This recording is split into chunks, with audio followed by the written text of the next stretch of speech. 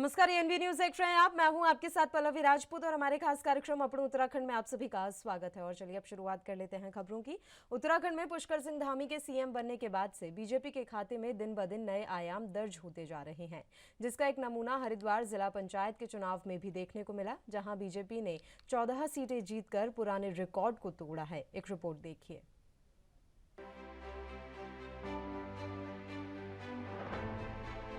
उत्तराखंड में इन दिनों हरिद्वार जिला पंचायत चुनाव सुर्खियों में बना हुआ है। ऐसा इसलिए भी क्योंकि मुख्यमंत्री पुष्कर सिंह धामी के नेतृत्व में बीजेपी का प्रदर्शन दमदार रहा। अब तक इतिहास में बीजेपी हरिद्वार जिला पंचायत चुनाव में 4 से ज्यादा सीटों पर कभी जीत हासिल नहीं कर पाई है, जबकि इस बार 14 सीटों पर बीजेपी जीत दर्ज करने में कामयाब हुई है। मौजूदा स्थिति को देखते हुए बीजेपी कई और सीटों पर भी जीत दर्ज कर सकती है। मुख्यमंत्री धामी के दौरे का दिखा असर। आपको बता दें कि मुख्यमंत्री पुष्कर सिंह धामी ने हरिद्वार क्षेत्र में पिछले कुछ समय में कई दौरे किए हैं। स्थानीय जनता ने मुख्यमंत्री की मेहनत और काम को सराहते हुए उन्हें ये उपहार दिया है और इस जीत के साथ ही जनता ने मुख्यमंत्री पुष्कर सिंह धामी के काम और उनकी नीतियों पर भी मुहर लगा दी है। कांग्रेस का सुपड़ा साफ।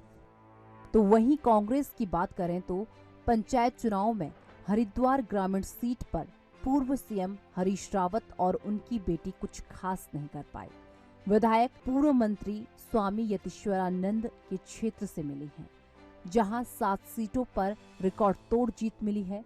उधर लश्कर में भी बीजेपी ने 3 सीटें जीती हैं।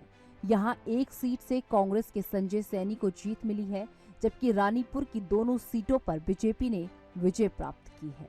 रानीपुर में चमन चौहान अपनी पत्नी को जीत दिलाने में कामयाब हो गए हैं। औरंगाबाद की सीट भी बीजेपी के हिस्से में आई है। सीएम धामी के कार्यों पर जनता की मुहर।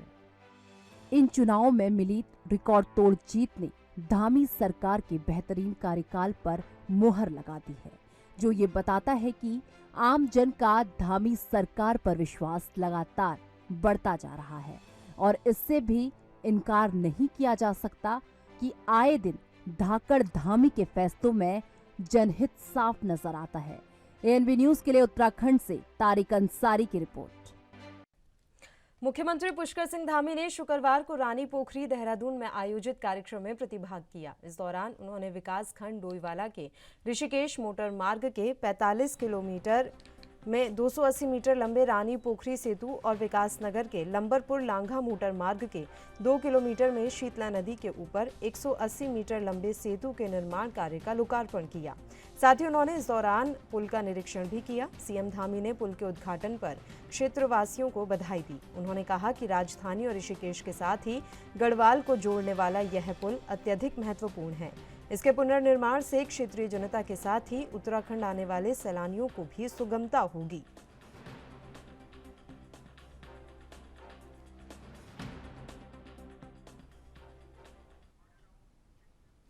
सूबे के मुखिया प्रदेश में स्वास्थ्य और शिक्षा व्यवस्थाओं को लगातार हाईटेक बनाने में जुटे हुए हैं। सीएम की सोच है कि सूबे में स्वास्थ्य व्यवस्थाएं दुरुस्त हों और मरीजों को दिक्कतों का सामना न करना पड़े।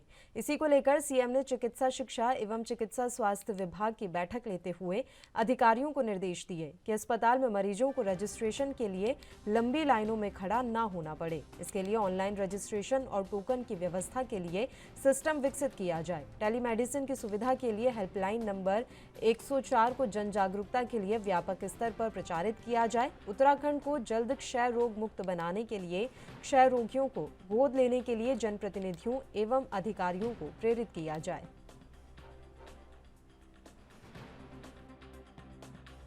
जहाँ तक मैं डेंगू की बात करूँ तो हर 3 साल में डेंगू का प्रकोप बढ़ता है। जैसे 2019 में लगभग 10,000 केसेस आए थे, तो 3 साल बाद जब अभी हम वर्ष 2022 में हैं, तो क्योंकि उसका जो स्प्रेड है वो 3 साल में बढ़ता ही है, तो 2022 में अभी थोड़े इंक्रीज केसेस आए हैं।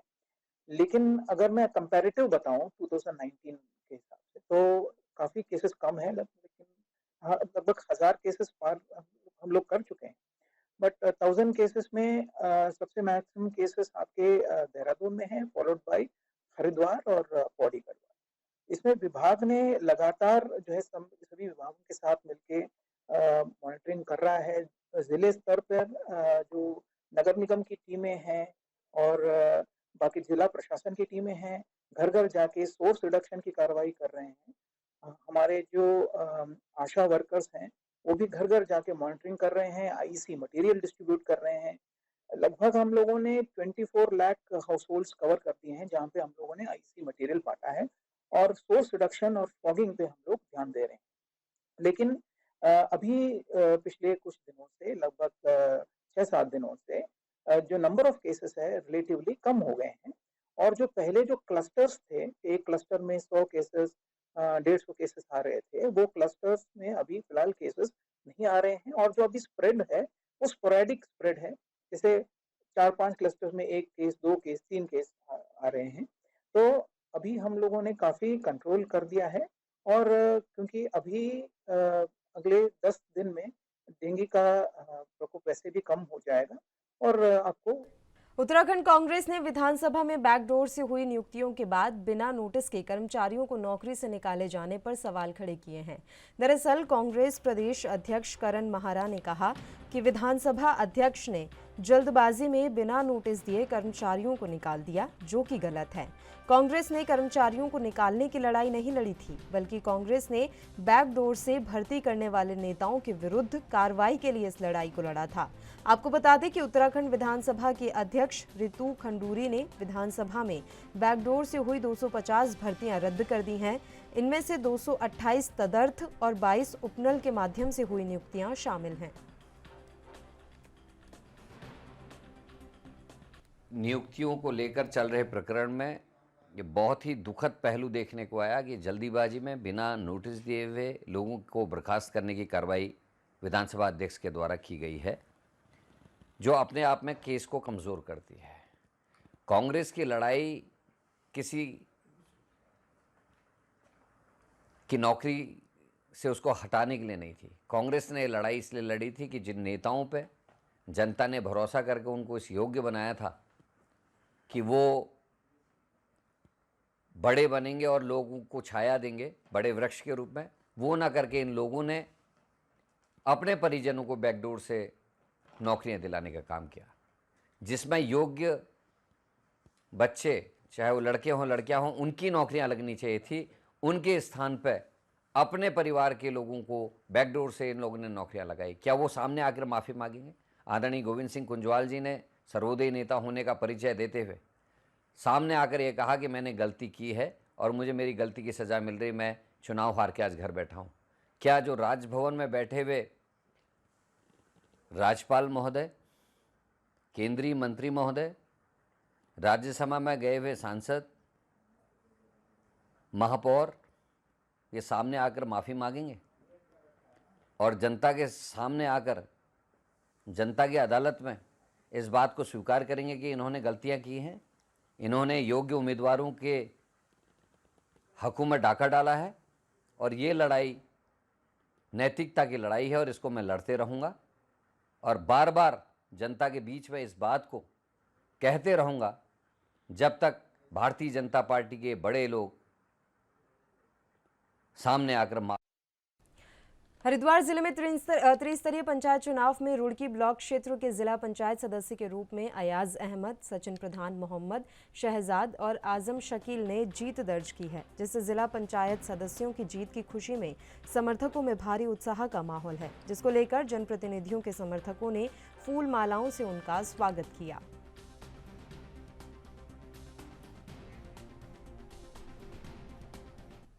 सूबे के डीजीपी के निर्देश पर एसएसपी उधम सिंह नगर टीसी मंजूनाथ ने 2 दिन पहले जसपुर के कोतवाल को निलंबित किया था, जिसके बाद अब मामले में नया मोड़ आ गया है।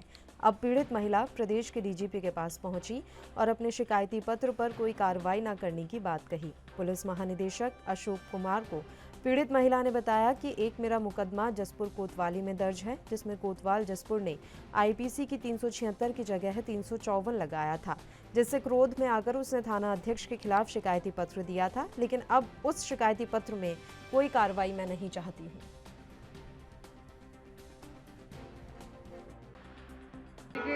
जो कोतवाल हैं अशोक कुमार, इनके खिलाफ जसपुर कोतवाली के खिलाफ बलात्कार व छेड़छाड़ के आरोप में संबंधित डीजीपी के वहाँ अपना वो दिया था प्रार्थना पत्र, तथा मीडिया को भी दिया था, जिसकी वाइड में दे चुकी हूँ। और ये मैंने जो एक मुकदमा लिखवाया था कोतवाली जसपुर में, ठीक है, ये मुकदमा रविंदर नाम के व्यक्ति के खिलाफ लिखवाया था, जो कि मैंने 376 का मुकदमा था। मेरा मुकदमा 354 और 420 में लिखा गया, जिसकी उससे में मैंने कोतवाल साहब से बात की, लेकिन उन्होंने मेरा मुकदमा सही धाराओं पे नहीं लिखा, जिसकी उसमें मैंने कोतवाल साहब के खिलाफ ये प्रार्थना पत्र दे दिया था। लेकिन अब मैं इस प्रार्थना पत्र में कोई कार्रवाई नहीं करना चाहती, और मैंने ये प्रार्थना पत्र गुस्से में, नाराजगी में दे दिया था, जो कि मैं आज डीजीपी। बीते कुछ सालों में पौड़ी जिले ने कई कीर्तिमान हासिल किए हैं। इस जिले के वीर सपूत देश की सेना और सेवा में सर्वोच्च पदों पर काबिज हैं, लेकिन अब इनमें लेफ्टिनेंट जनरल अनिल चौहान का नाम भी जुड़ गया है। लेफ्टिनेंट जनरल अनिल चौहान को देश का दूसरा सीडीएस यानी चीफ ऑफ डिफेंस स्टाफ नियुक्त किया गया है। आपको बता दें कि जनरल बिपिन रावत के निधन के बाद सेना का ये अहम पद खाली पड़ा हुआ था।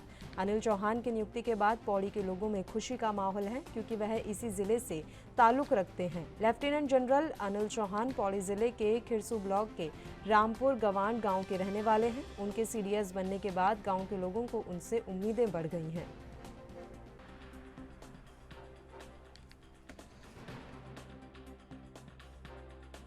बहुत खुशी हो रही साहब हमको। हाँ, क्या कुछ यादें हैं, या जब यहाँ आए होंगे, कब यहाँ पहुँचे? आज से 5-7 साल पहले आए थे वो।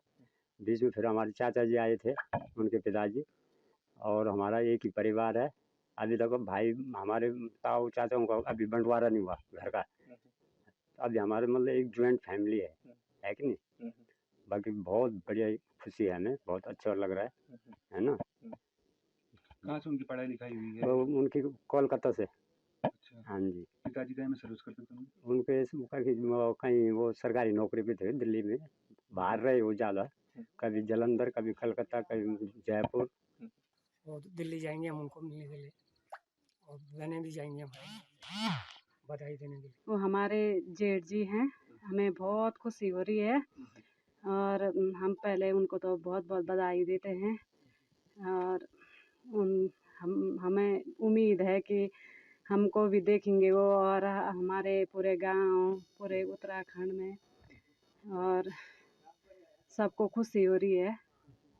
उनको बहुत बहुत बधाई। जो श्री अनिल चौहान जी, जो आज सीडीएस पद पर कार्यरत हैं, वो मेरे ताऊ जी लगते हैं, हमारे रिश्तेदार, हमारी फैमिली से बिलोंग करते हैं।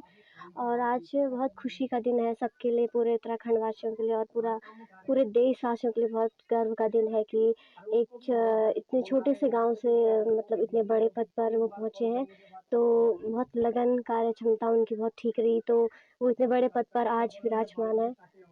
उनसे कुछ सीखने को मिलता है क्योंकि हाँ मतलब सीख तो ये है कि एक प्रेरणादायक बात है ये कि इतने छोटे से गांव में रहकर वो मतलब इतने बड़े पद पर आज पहुंचे हैं। तो हमारे युवा वर्गों को भी ये सीखना चाहिए कि किसी भी गांव में हो, चाहे किसी भी कैटेगरी का हो, पर अगर मेहनत करो तो किसी। सरस्वती शिशु मंदिर काला ढूंगी में विद्या भारती अखिल भारतीय जन शिक्षा समिति उत्तराखंड द्वारा प्रांतीय बौद्धिक प्रतियोगिता का आयोजन किया गया, जिसमें 3 संभाग अल्मोड़ा, पिथौरागढ़ और नैनीताल से आए 87 बच्चों ने प्रतिभाग किया। विभाग प्रचारक राजपुष्प ने बच्चों को संबोधित करते हुए उनका उत्साहवर्धन किया। वहीं क्षेत्रीय विधायक बंशीधर भगत ने भी बच्चों को संबोधित कर उनका उत्साहवर्धन किया। विधायक भगत ने कहा कि इस तरह की प्रतियोगिताओं का आयोजन जरूरी है, इससे बच्चों का बौद्धिक विकास होता है।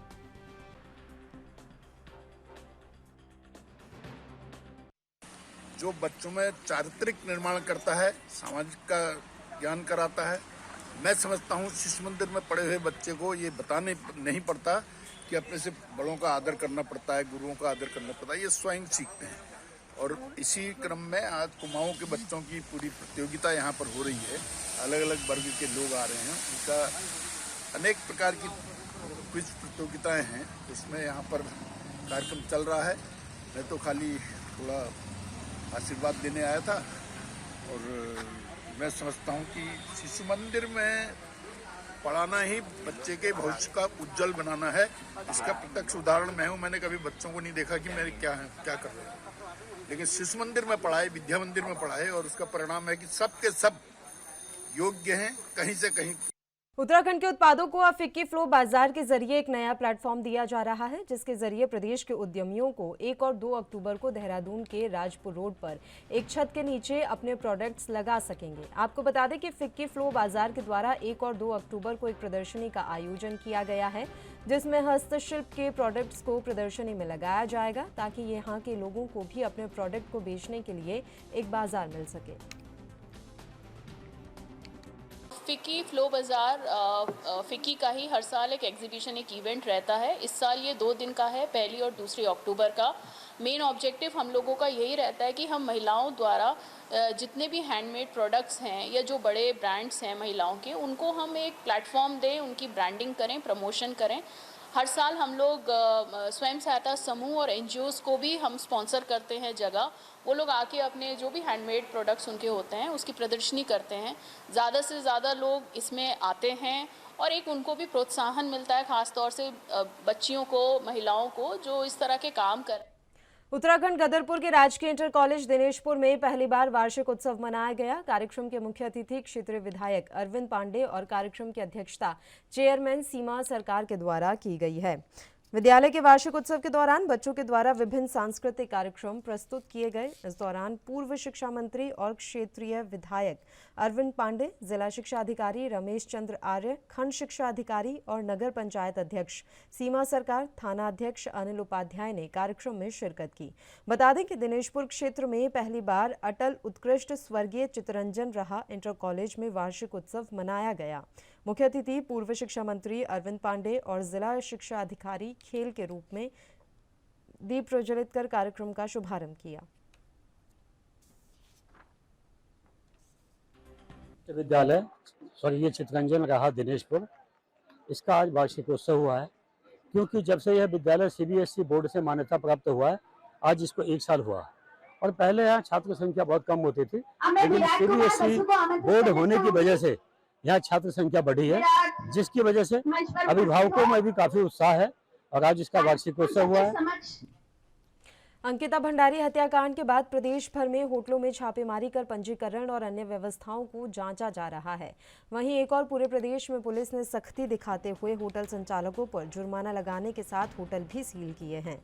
तो वहीं पूरे नैनीताल जिले में भी पुलिस और प्रशासन की संयुक्त टीमों के द्वारा लगातार होटलों की जांच की जा रही है। हल्द्वानी में पुलिस और प्रशासन की संयुक्त टीमों के द्वारा बाजार में बने होटलों की जांच की गई। आपको जानकारी दे दें कि जिन होटलों में मानक सही नहीं पाए गए उनका चालान भी किया गया है। तो वहीं चेकिंग को लेकर सीओ सिटी भूपेंद्र सिंह धोनी ने बताया कि शहर में बने होटलों, रिजॉर्ट और होमस्टे की लगातार चेकिंग की जा रही है और आगे भी ये अभियान जारी रहेगा और मानकों की अनदेखी पाए जाने पर कार्रवाई की जाएगी।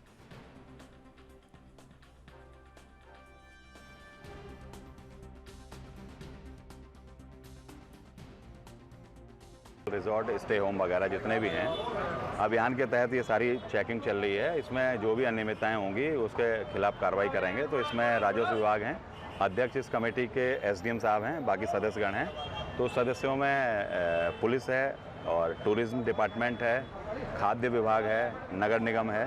तो सारे जो है मिल करके चेकिंग कर रहे हैं। सर चेकिंग कहाँ की जा रही है हल्द्वानी में? और इसी के साथ इस बुलेटिन में फिलहाल के लिए इतना ही। मुझे दीजिए इजाजत। देश और प्रदेश के तमाम ताज़ा खबरों के लिए आप देखते रहिए ANB न्यूज़। नमस्कार।